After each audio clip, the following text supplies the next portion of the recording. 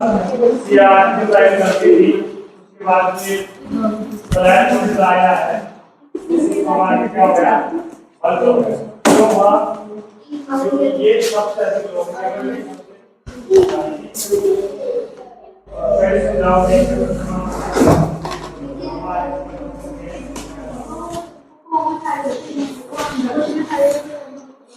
ध्यान दीजिए। Tenses, tense का मतलब क्या होता है? काल या समय।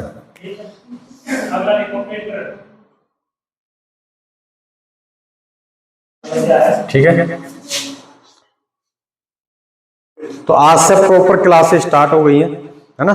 1 अप्रैल से कोई मतलब नहीं है, क्योंकि हमारी परीक्षाएं खत्म हो गई हैं, क्लास स्टार्ट हो गई है। क्योंकि अब की बार वैसे भी गवर्नमेंट 1 अप्रैल से ही नया सत्र स्टार्ट कर रही है। तो डेफिनेशन, परिभाषा इसकी कि any of the form of a verb, यानी एक वर्ब की कोई भी, यानी क्रिया, यानी एक प्रकार से कोई भी, जैसे कि डिग्रियां होती ना, first form, second form, third form, है ना। तो that may be used to index the times of the action और state is known as tense in English. आप देखिएगा, इसका हिंदी में ट्रांसलेशन बताया है कि वर्ब की कोई भी फॉर्म, वर्ब की कोई भी फॉर्म, चाहे फर्स्ट फॉर्म हो, सेकंड फॉर्म हो, थर्ड फॉर्म हो, फोर्थ फॉर्म भी होती है वर्ब की फर्स्ट फॉर्म प्लस आईएनजी, समझ रहे हो ना।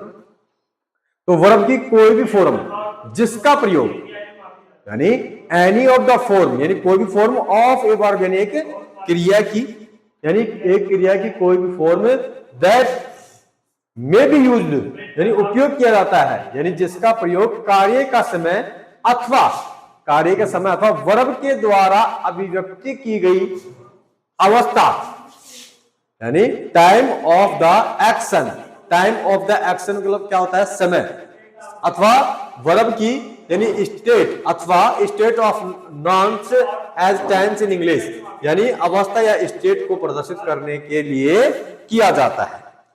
वर्ब की कोई भी फॉर्म में जिसका प्रयोग कार्य का समय अथवा वर्ब के द्वारा अभिव्यक्त की गई अवस्था, स्टेट को प्रदर्शित करने के लिए किया जाता है। किसको? टेंस को, है ना। इसे इंग्लिश ग्रामर में टेंस के नाम से जाना जाता है। ठीक है, वर्ब की फॉर्म को प्रदर्शित करना ठीक प्रकार से समय के आधार पे, कार्य के आधार पे, उसी को हम क्या बोलते हैं? टेंस।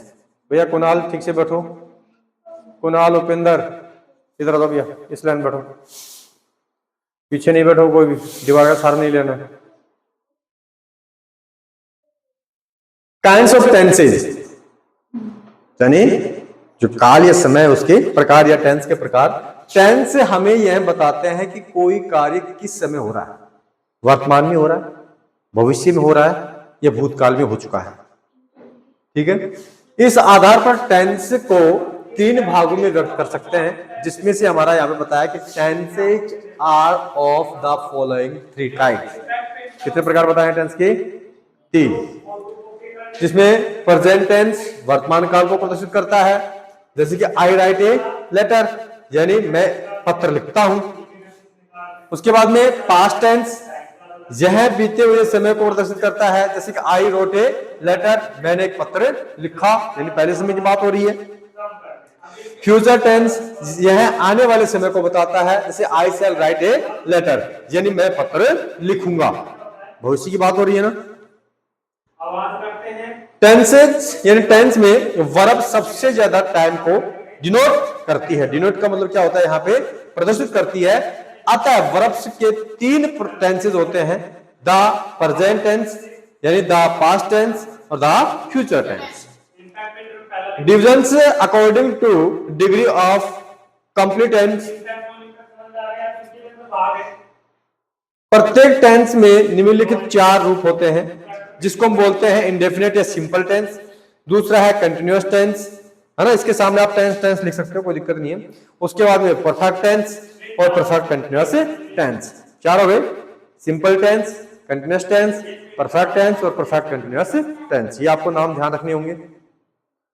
सबसे पहले हम बात करते हैं प्रेजेंट सॉरी इन चारों तरह के वाक्य में कंस्ट्रक्शंस के अलग अलग नियम है। इनके निर्माण में वर्ब की अलग अलग फॉर्म्स का प्रयोग किया जाता है। अतः टेंस के अध्ययन से पूर्व उपरोक्त 3 प्रकार के वर्ब या टेंस वर्ब में अलग अलग फॉर्म्स का अध्ययन आवश्यक है।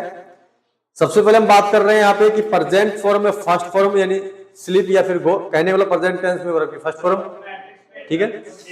पास्ट टेंस में सेकंड फॉर्म यानी स्लीप या वेंट, और पास्ट पार्टिसिपल यानी फॉर्म थर्ड फॉर्म जिसमें यानी स्लेप्ट और गॉन, इन्हीं की है। फर्स्ट फॉर्म ये है, सेकंड ये, थर्ड ये। फर्स्ट गो, सेकंड वेंट और थर्ड गॉन।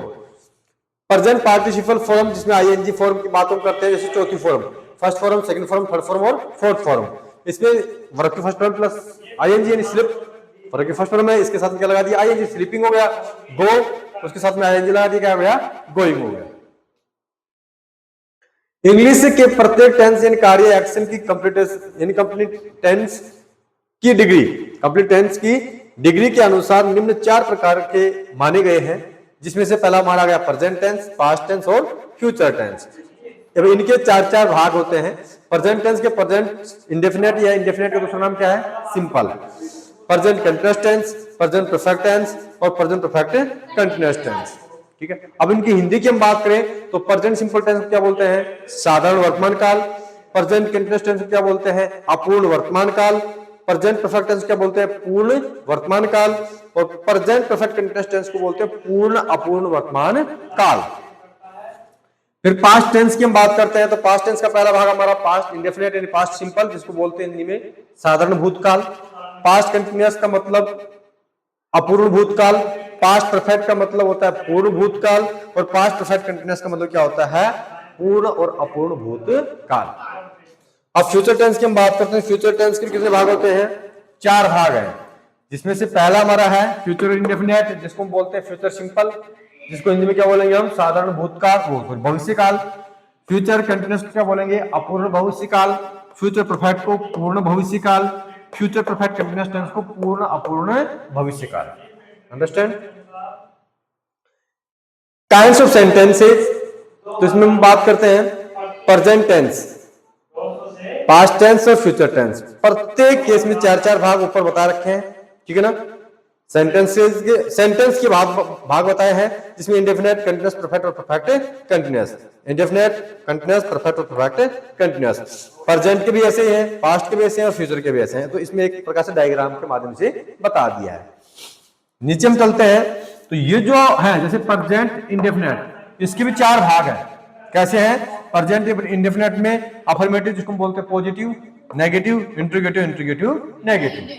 वैसे ही हमको प्रेजेंट कंटीन्यूअस को पढ़ना है तो इसमें फिर ये 4 भाग पढ़ने पड़ेंगे। फिर प्रेजेंट परफेक्ट पढ़ेंगे, फिर 4 भाग पढ़ने पड़ेंगे। फिर प्रेजेंट परफेक्ट कंटीन्यूअस टेंस पढ़ेंगे, फिर 4 भाग पढ़ने पड़ेंगे। ऐसे फिर पास्ट टेंस के, पास्ट इंडेफिनिट के 4 भाग, पास्ट कंटीन्यूअस के 4 भाग, पास्ट परफेक्ट के 4 भाग, पास्ट परफेक्ट कंटीन्यूअस के 4 भाग, फिर फ्यूचर का, ऐसे चलेगा।